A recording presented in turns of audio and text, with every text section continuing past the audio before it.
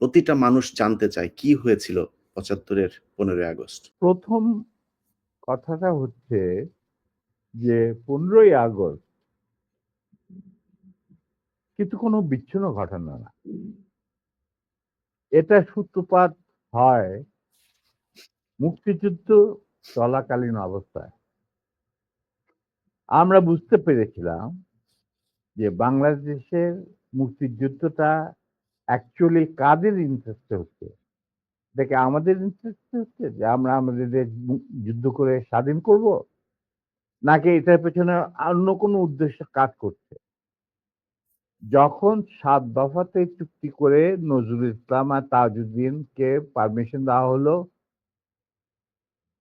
To establish provisional government in Calcutta, এই ৭ টা clause পড়ে সাইন করার পর, দস্তখত করার পরে নজরুল ইসলাম সাহেব ফিট হয়ে পড়ে গিয়েছিলেন যে এটা তো একদম একটা দাসখত যে আমরা ক্রমান্বয়ে ভারতের একটা করদ রাজ্য, তারপরে একটা অঙ্গরাজ্য হিসেবে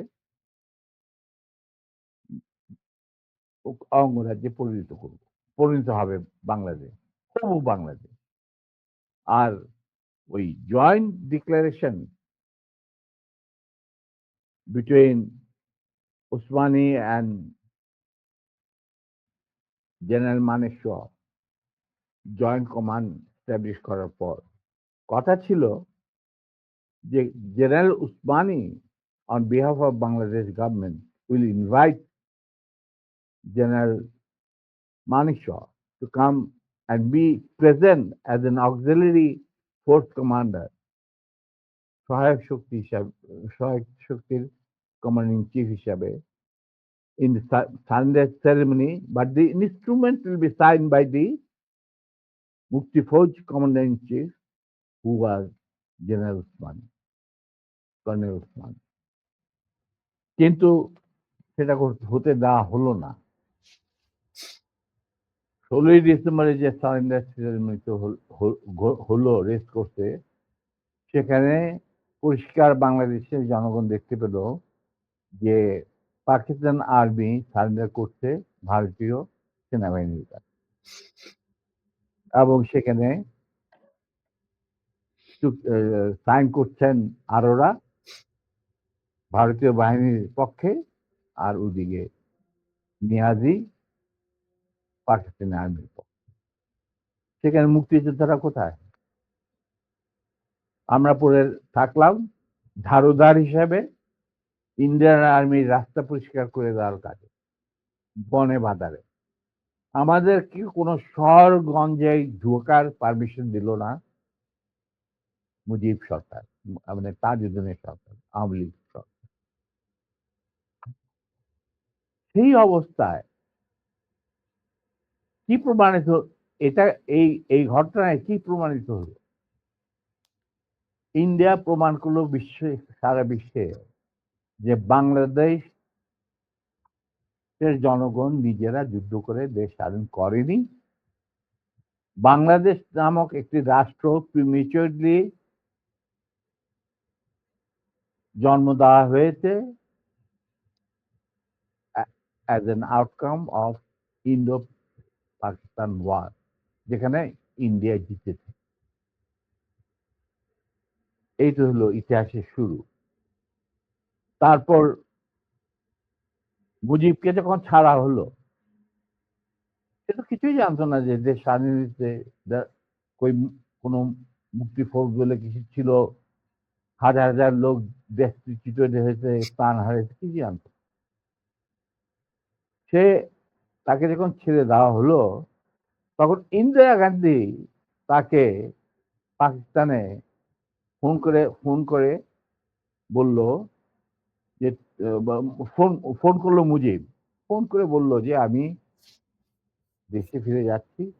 তখন ইন্দিরা গান্ধী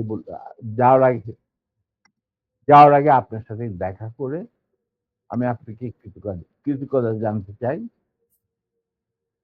তো তখন ইন্দিরা গান্ধী বলল, কৃতজ্ঞতা তো জানাবেন, আপনি ফোন না করলে আমি আপনাকে ফোন করতাম, আপনাকে ঢাকায় সরাসরি আপনি যাবেন না, আপনি নয়াদিল্লি হয়ে যেতে হবে।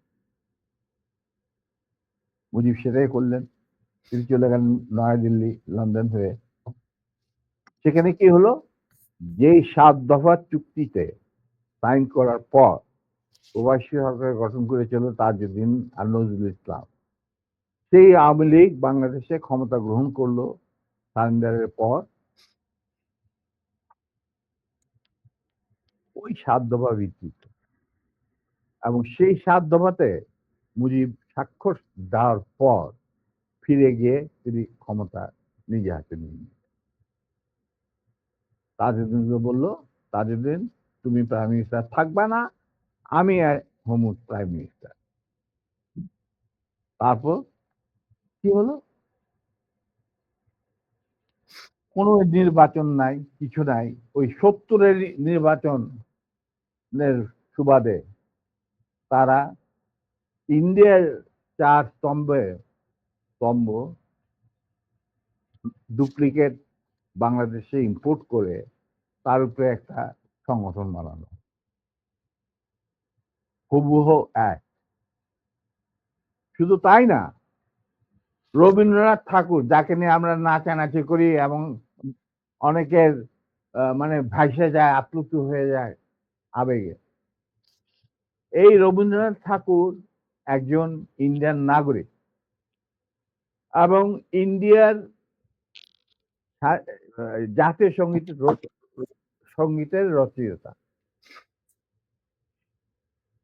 আমাদের দেশে তার চেয়েও প্রতিভাবান কবি কাজী নজরুল ইসলাম উপস্থিত থাকা সত্ত্বেও আমরা সেই ভারতীয় নাগরিকের একটা গানকে আমাদের জাতির উপরে চাপিয়ে দেওয়া হলো জাতীয় সঙ্গীত। পৃথিবীর ইতিহাসে এমন কোন নজির আর দ্বিতীয়টা আছে বলে আমি মনে করি না। কেন কোন বাংলাদেশে যদি নজরুল ইসলামকে আমরা জাতীয় কবি আখ্যা দিয়ে থাকি, তাহলে নজরুল ইসলামের গান কেন হলো না? বা অন্য কারো গান হতে পারতো জাতীয় সঙ্গীত। ভালো ভালো কবি সাহিত্যিক ছিলেন আমাদের দেশে, কিন্তু পৃথিবীর ইতিহাসে কোথাও নাই যে বিদেশি এক নাগরিকে যে নাকি তার দেশের জাতীয় সঙ্গীত রচনা করেছে এবং আমাদের সদ্য স্বাধীন বাংলাদেশে এসেও আমাদের জাতীয় সঙ্গীত রচনা করতে হবে। কি ধরনের কথা? That means you have nothing in your hand. তারপর মুজিবকে দিয়ে রক্ষী বাহিনী সৃষ্টি করলো ইন্ডিয়া। তারা বাংলাদেশের সামরিক বাহিনীকে দুর্বল করে একটা নামের মাত্র সামরিক বাহিনী, হাতে লণ্ঠন, করে ঠনঠন, এই ধরনের একটা সেনাবাহিনী রাখবে। আর কারণ একটা সেনাবাহিনী তো রাখতেই হবে, কারণ যে কোনো জাতির মেরুদণ্ড হচ্ছে সেনাবাহিনী। ওই হাতে লণ্ঠন, করে ঠনঠন, আর আসলে তার চেয়ে অনেক শক্তিশালী একটা বাহিনী গঠন করলো ইন্ডিয়া।